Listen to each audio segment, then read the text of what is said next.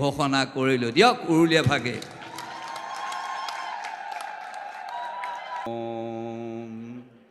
পৰমাত্মনে নমঃ। ব্ৰহ্মানন্দং পৰমসুখদং কেবলং জ্ঞানমূৰ্তিং দণ্ডাতীতং ত্ৰিগুণৰহিতং তত্ত্বমস্যাদিলক্ষণং। ওম শ্ৰী গুৰবে নমঃ। যাৰ কৃপাকণা লাভ কৰিলে হৃদয়ৰ অজ্ঞানতা দূৰ হৈ জ্ঞানৰ জ্যোতিৰে উদ্ভাসিত হয়, সেইজন পৰম আৰাধ্য আধ্যাত্মগুৰুৰ চৰণত সশ্ৰদ্ধ প্ৰণিপাত নিবেদন কৰিছোঁ। বন্দে নৱঘনশ্যামং পীতকৌশেয়বাসসম সানন্দং সুন্দৰং শুদ্ধং শ্ৰীকৃষ্ণং প্ৰকৃতে পৰম। যিজন প্ৰকৃতিৰ অতীত সৰ্বাংগ সুন্দৰ, যাৰ শ্যামকলেবৰত পীতবস্ত্ৰই শোভা কৰিছে, সেইজন পূৰ্ণকৃষ্ণৰ চৰণত সশ্ৰদ্ধ দণ্ডৱত নিবেদন কৰি আমি আমাৰ শ্ৰদ্ধা নিবেদন কৰিব বিচাৰিছোঁ। আজিৰ এই পবিত্ৰ নামঘৰত ৬৮তম জন্মোৎসৱ পালন কৰিবলৈ আয়োজন কৰা ঐতিহ্যমণ্ডিত শ্ৰী শ্ৰী আউনীআটী সত্ৰৰ সত্ৰাধিকাৰদেৱ তথা গড়মূৰ সত্ৰৰ সত্ৰাধিকাৰদেৱ, আদৰ্শ সত্ৰৰ সত্ৰাধিকাৰদেৱ প্ৰমুখ্যে এই পবিত্ৰ অনুষ্ঠানত সমবেত হৈ থকা আপোনালোকৰ জড় দেহসমূহক যি শক্তিয়ে চৈতন্যমন্ত কৰি ৰাখিছে, সেই চৈতন্যাত্মক শক্তিৰ আধাৰস্বৰূপ আপোনালোকক সাক্ষাৎ নৰৰূপী নাৰায়ণ জ্ঞানেৰে আমি আমাৰ শ্ৰদ্ধা নিবেদন কৰিছোঁ। আমি সকলোৱে অৱগত যে আজি এখন ঐতিহ্যপূৰ্ণ সত্ৰৰ সত্ৰাধিকাৰৰ উপজা দিৱস, আৰু এই উপজা দিৱস আমি সকলোৱে আনন্দ মনেৰে ইয়াত পালন কৰিছোঁ। আমি কিয় এনেধৰণেৰে নামঘৰত তেখেতৰ উপজা দিৱস পালন কৰিছোঁ? কাৰণ আমাৰ প্ৰত্যেকৰে এটা ৰক্তীয় সম্পৰ্ক আৰু এটা আধ্যাত্মিক সম্পৰ্ক থাকে। যেনেকৈ পিতৃ আৰু মাতৃৰ পৰা জন্মগ্ৰহণ কৰা এটা সন্তানক আমি পুত্ৰ বুলি অভিহিত কৰোঁ, অৰ্থাৎ তেওঁৰ লগত আমাৰ ৰক্তীয় সম্পৰ্ক সংযোগ হৈ আছে। পুং নাম নৰকাত্ৰায়তে ইতি পুত্ৰম। হে সন্তান, মোৰ মৃত্যুৰ পিছত মোৰ জীৱাত্মাক যাতে মই নৰকত নপৰাকৈ মোক উদ্ধাৰ কৰি লৈ যাবা, সেইকাৰণে মই তোমাক আজি পুত্ৰ বুলি অভিষেক কৰিলোঁ, আৰু তুমি মোৰ ৰক্তীয় সম্পৰ্কৰে সম্পৰ্ক হ'বা। এনেধৰণে আমাৰ ককাই ভাই মোমাই ভাগিন আদি বিভিন্ন ৰক্তীয় সম্পৰ্কৰে সম্পৰ্কিত হৈ থাকে। কিন্তু এই সকলো সম্পৰ্কৰ ঊৰ্ধত এটা সম্পৰ্ক আছে, যাক আমি আত্মীয় সম্পৰ্ক বুলি অভিহিত কৰিব পাৰোঁ। আমাৰ তুলনামূলক হিচাপে বিচাৰ কৰি আমি যদি চাওঁ, পূৰ্ণকৃষ্ণ ভগৱন্ত অৰ্জুনৰ লগত সখিত্ব সম্পৰ্কৰে সম্পৰ্কিত। চতুৰ্শৃংগ পৰ্বতত ঋষিমুনিসকলে তেওঁক সখী হিচাপে পাতিছিল, সেইকাৰণে কৃষ্ণাৰ্জুনক সখী বুলি কোৱা যায়। অন্যহাতে বসুদেৱ আৰু কুন্তি ভনীয়েক আৰু ককায়েক, গতিকে পেহীয়েকৰ পুতেক ককায়েক আৰু ভায়েক হিচাপে উভয়ৰ মাজত ভাতৃত্ব সম্পৰ্ক।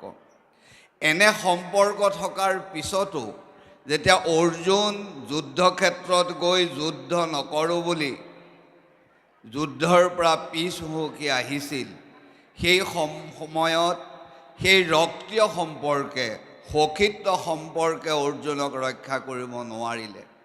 ইমান দিন কৃষ্ণৰ লগত থাকিও, ৰজা ধৰ্মৰাজ যুধিষ্ঠিৰৰ লগত থাকিও অৰ্জুনৰ যি সত্তাৰ আৱশ্যক আছিল, সেই সত্তা কিন্তু তেওঁ নেপালে।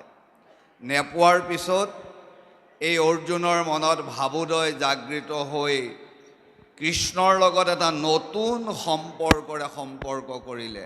কি সম্পৰ্ক? শিষ্যস্তেহং স্বাধিমাং ত্বং প্ৰপন্নম। মই তোমাৰ লগত প্ৰপন্ন শিষ্য হিচাপে দাসত্ব স্বীকাৰ কৰিছোঁ। তুমি মোৰ গুৰু হিচাপে অজ্ঞানতাখিনি দূৰ কৰি দিয়া আৰু শিষ্য হিচাপে মোক শাসনৰ দায়িত্ব তুমি গ্ৰহণ কৰা। এই যে গুৰু শিষ্যৰ সম্পৰ্ক অৰ্জুন আৰু কৃষ্ণৰ মাজত সম্পৰ্কিত হ'ল, লগে লগেই কৃষ্ণদেৱে নিজৰ দায়িত্ব পালন কৰিবলৈ আমি সকলোৱে জানো 700 শ্লোকেৰে আধ্যাত্মিক জ্ঞানৰ সৰ্বোচ্চ গীতাৰ জ্ঞান দি অৰ্জুনক যুদ্ধ নকৰা ব্যক্তিক পুনৰ যুদ্ধ কৰি গুৰু দ্ৰোণাচাৰ্যক বধ কৰাৰ পিছতো, পিতামহ ভীষ্মক বধ কৰাৰ পিছতো পাপ নহ'ল।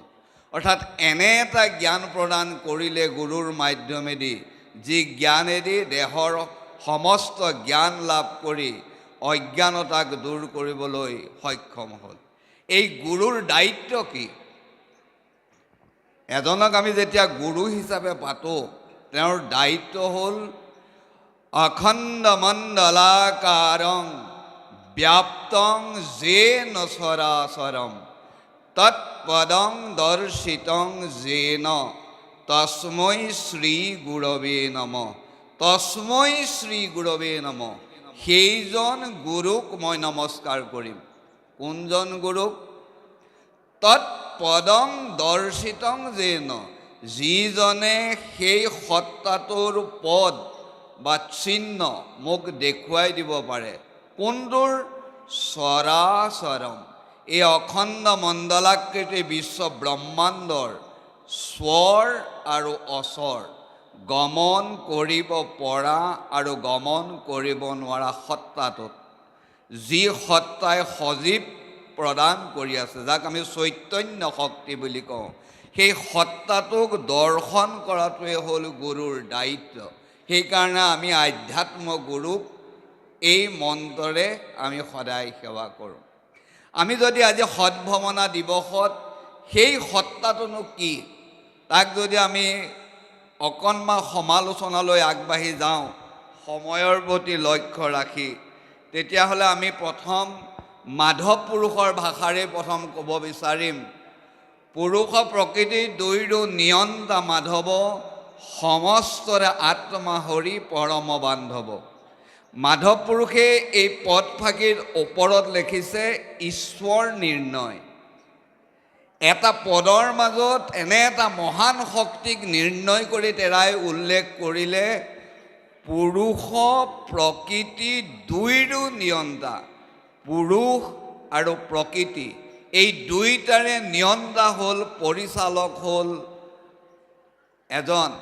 ইয়াত এই পুৰুষ আৰু প্ৰকৃতি এই শব্দ দুটাই আমাৰ সমাজত থকা পুৰুষ আৰু মহিলাক বুজাবলৈ মাধৱ পুৰুষে প্ৰয়োগ কৰা নাই। ইয়াত প্ৰয়োগ কৰিছে পঞ্চভৌতিক এই দেহাটোক কোৱা যায় প্ৰকৃতি। আৰু এই পঞ্চভৌতিক দেহাটোৰ মাজত সোমাই থকা পুং নাম নগৰে চেতি ইতি পুৰুষ, এই দেহটোক সজীৱ কৰি ৰখা যিটো সত্তা, তাক কোৱা যায় পুৰুষ। পুৰুষ প্ৰকৃতি দুইৰো নিয়ন্ত্ৰণ কৰে মাধৱে। এই মাধৱ কোন? সমস্তৰে আত্মা হৰি।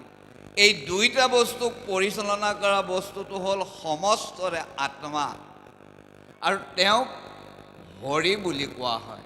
তেওঁ আমাৰ কাৰণে উপকাৰী নে শত্ৰু? পৰম বান্ধৱ। তেওঁ আমাৰ পৰম বান্ধৱ। এই পৰম বান্ধৱ ভগৱানক নাম দিছে মাধৱ। মা মানে লক্ষ্মী, ধৱ মানে স্বামী। আমাৰ গৃহস্থী ধৰ্মত এজন স্বামীয়ে এগৰাকী পত্নীক যেনেকৈ সুৰক্ষিত কৰি ৰাখি সৰ্বপ্ৰকাৰ সুন্দৰ ব্যৱস্থাৰে তেওঁক ৰাখে, তেনেকৈ আমাৰ দেহৰ মাজত থকা যাক ঈশ্বৰ নিৰ্ণয় বুলি কৰা পৰম সত্তা পৰমাত্মাই আমাৰ দেহ আৰু আমাৰ জীৱক পৰিচালনা কৰি আছে।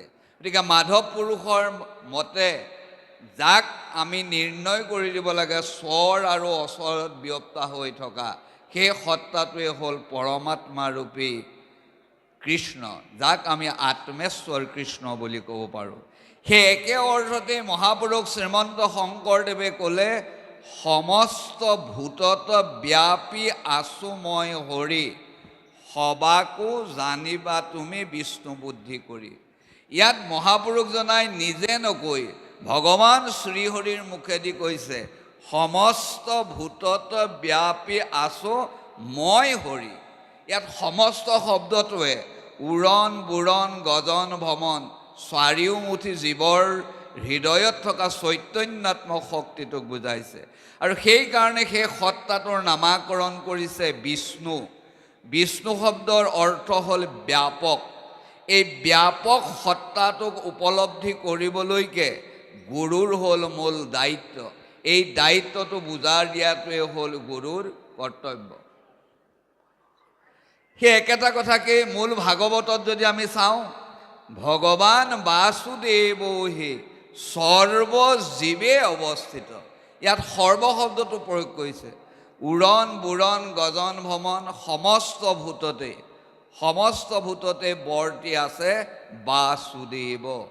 বসু অন্তঃকৰণে তিষ্ঠতি ইতি বাসুদেৱ। সেই সকলোৰে হৃদয়ত বৰ্তি থকা বাসুদেৱক দেখুৱাই দিয়াৰ দায়িত্ব হ'ল গুৰু। ভগৱান বাসুদেৱহি সৰ্বজীৱে অৱস্থিত। এতৎ জ্ঞানম হি ধৰ্মৈশ্য মূলম ধৰ্মৈশ্য শাশ্বতম। অতি শাশ্বত পৰিষ্কাৰ নীতি হ'ল সকলোতে ভগৱান বাসুদেৱ আছে। এই জ্ঞানটো প্ৰদান কৰিব লাগে গুৰুৱে। সেইকাৰণেই গুৰু আমাৰ সকলোৰে প্ৰিয়। গুৰুৰ ব্যতিৰেকে এজন ব্যক্তিয়ে জীৱনৰ লক্ষ্যবিন্দুত কেতিয়াও উপনীত হ'ব নোৱাৰে। কাৰ বাটত সামান্য পাখিটো যেতিয়ালৈকে লগোৱা নাযায় তেতিয়ালৈকে সি লক্ষ্যবিন্দুত উপনীত হ'ব নোৱাৰে। কিন্তু পাখিটোৱে কোনো তাত আক্ৰমণ নকৰে, কিন্তু সি লক্ষ্যটো সুন্দৰকৈ প্ৰদান কৰে। তেনেকৈ গুৰুৱে এজন শিষ্যক কেতিয়াও জীৱনৰ গতিপথত উঠাই দিব নোৱাৰে, কিন্তু কেনেকৈ তেওঁ গৈ সেই মানৱ জীৱনৰ লক্ষ্যত উপনীত হ'ব পাৰিব সেই পথ প্ৰদৰ্শন কৰাৰ দায়িত্ব কিন্তু গুৰু। তেনে ঐতিহ্যপূৰ্ণ আউনীআটী সত্ৰৰ গুৰুৰ আসনত অলংকৃত হৈ ৰাইজৰ সেৱাত ব্ৰতী হোৱা সেই ব্যক্তিজনৰ আজি উপজা দিৱসত আমি সকলোৱে আনন্দিত হৈছোঁ। আৰু তেখেতৰ শতবৰ্ষ গৌৰকিবৰ কাৰণে মহাপ্ৰভু গোবিন্দৰ চৰণত, ইষ্ট দেৱতা যাদৱেন্দ্ৰৰ চৰণত প্ৰাৰ্থনা জনাইছোঁ। যি গুৰুৰ দায়িত্ব মানৱ সেৱাই ঈশ্বৰ সেৱাৰ আদৰ্শেৰে মানৱৰ মাজত ঈশ্বৰত্ব প্ৰতিপন্ন কৰি সমাজখনক যে স্খলন ঘটিছে, এই স্খলনৰ পৰা যাতে তেখেতে লৈ যাব পাৰে, তাৰ কাৰণে মই তেখেতক অনুৰোধ জনাইছোঁ। আৰু মোৰ দৃষ্টিত তেখেতে যিমান মহান কাৰ্য সম্পাদন কৰিছে, যি মহান কাৰ্য সম্পাদন কৰিছে সেয়া সকলোৰে অৱগত।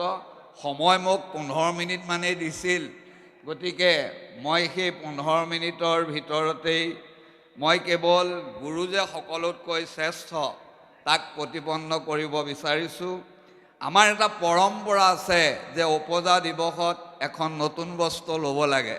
গতিকে আমিও একে পৰম্পৰাগত হিচাপে ভাতৃবন্ধু বুলিয়েই হওক, যি পাটৰ বস্ত্ৰৰে তেখেতক আজি নৱবস্ত্ৰ পৰিধান কৰাইছোঁ। আমি আশা ৰাখিছোঁ আমাৰ মাজত থকা যি সুদৃঢ়তা বন্ধুত্ব তাক সুন্দৰকৈ যাতে আমি ৰাখিব পাৰোঁ, তাৰ এই কামনাৰে আমি এই জন্মদিনৰ উপহাৰ প্ৰদান কৰিলোঁ। কৃষ্ণ। এই দিৱসটোক সৎ ভাৱনা দিৱস। সেইকাৰণে মই সৎ হ'ল ভগৱান, ভগৱানৰ ব্যতিৰেকে কোনো সৎ বস্তু নাই। সেই সৎ আমাৰ সনাতন পৰম্পৰাত, নৱবৈষ্ণৱ ধৰ্ম পৰম্পৰাত কেনেধৰণেৰে আছে আৰু সেই পথটো কেনেকৈ গুৰুৱে দেখুৱাই দিয়ে, গুৰুৰ মাধ্যমেদি কেনেকৈ মানৱে এই মানৱ জীৱনৰ সাফল্যতা আনে তাৰ কথা ক'লোঁ। কিন্তু এখেতৰ ৬৮তম জন্মোৎসৱত ৬৮জন ব্যক্তিক এটা সম্বৰ্ধনা জনাব বিচাৰিছে, যাতে তেখেতসকলৰ মাজেদি সমাজখনত এটা সৎ ভাৱ জাগৃত কৰিব পাৰে। যিহেতু অকলে এটা কাৰ্য সম্পন্ন কৰিবলৈ অসুবিধা হয়, সংহতি কাৰ্য সাধিকা। এই সংহতি হিচাপত এডাল দোলেৰে বন্ধাৰ যি প্ৰয়াস, এই প্ৰয়াস গোবিন্দই সাফল্যমণ্ডিত কৰক। আৰু সেই উদ্দেশ্যে যিসকল ব্যক্তিক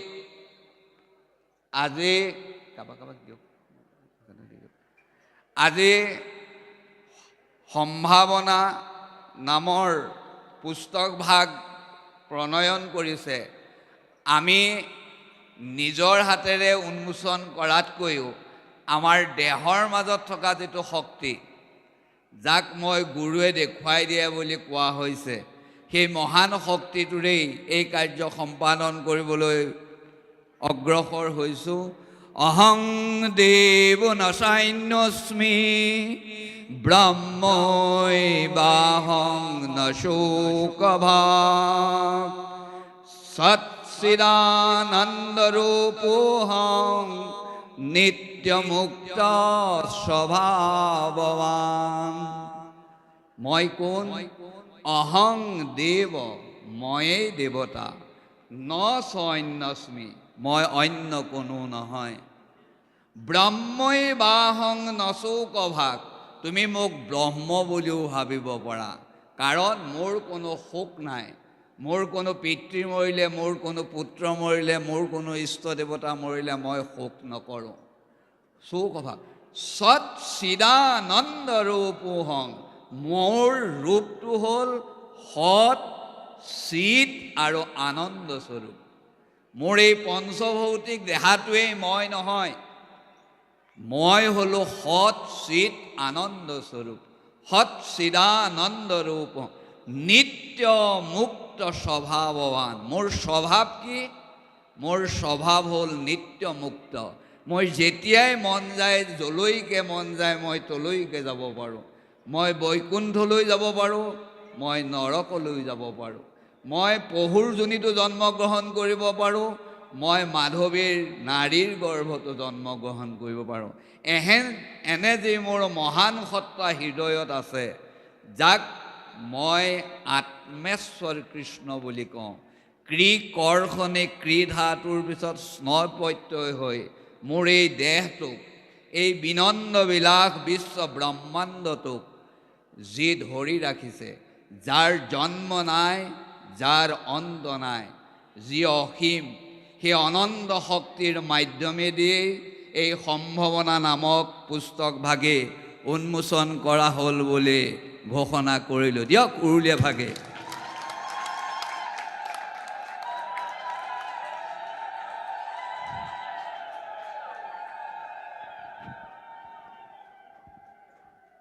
শ্ৰী শ্ৰী গোবিন্দ জয়তী সম্ভাৱনা ঐতিহ্যমণ্ডিত শ্ৰী শ্ৰী আউনীআটী সত্ৰৰ ষষ্ঠাদশ সত্ৰাধিকাৰ ডক্টৰ শ্ৰী শ্ৰী পীতাম্বৰদেৱ গোস্বামী প্ৰভু ঈশ্বৰৰ